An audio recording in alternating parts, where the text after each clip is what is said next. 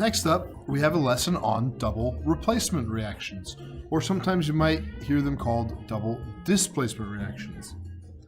Same type of reaction. A double replacement reactions takes place. It's very similar to a single replacement, except in this time, both of our reactants are in compounds, and they're both going to switch places. So A, listed first, would be the metal. B would be the nonmetal. C, listed first, would be the metal. D would be the nonmetal. We're going to switch places of the A, the metal, with the other metal. So A is now paired with D, and C is now paired with B.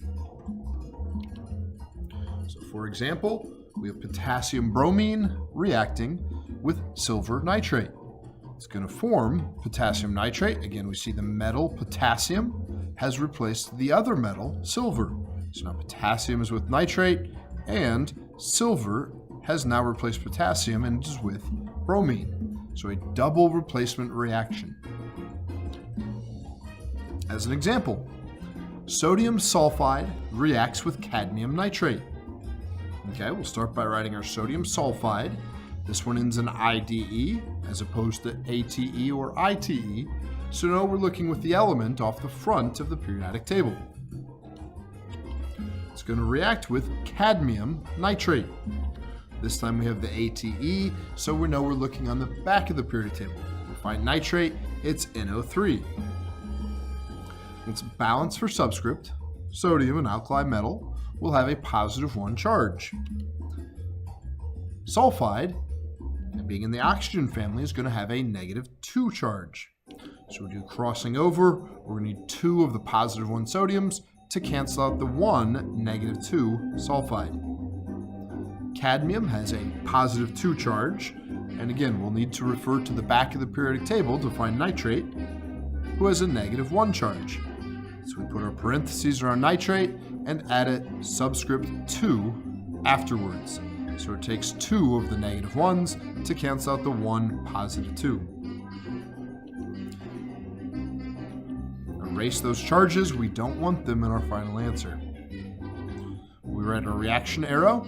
And again, this is where we're going to have a metal, sodium, replace the other metal. Or in this case, the metal cadmium replace the other metal, sodium. So cadmium is now paired up with the nonmetal sulfide, and sodium is now paired up with the nonmetal nitrate. Again, we need to balance for subscript first, balance for charge. Cadmium is a +2, sulfide is a -2. That's a 1-to-1 ratio. There's no reason to add any subscripts.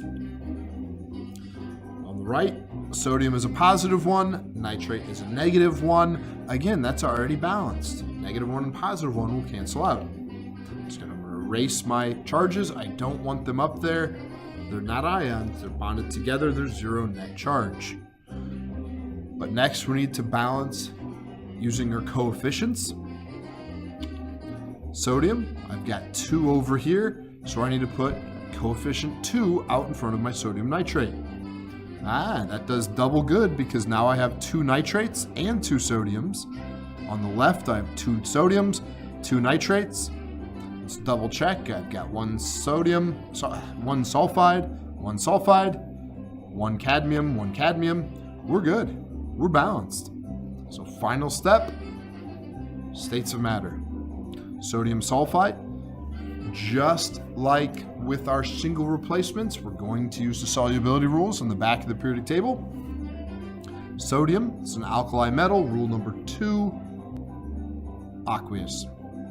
Cadmium nitrate, don't have to look very far, that's aqueous, rule number 1. We come over here, cadmium sulfide, that's going to be a solid. If you look at rule number 6, sulfides are generally not soluble. Not soluble means they won't dissolve, so that'll remain a solid. And sodium nitrate, rule 1 and 2, both say this one is going to dissolve. It's going to be aqueous.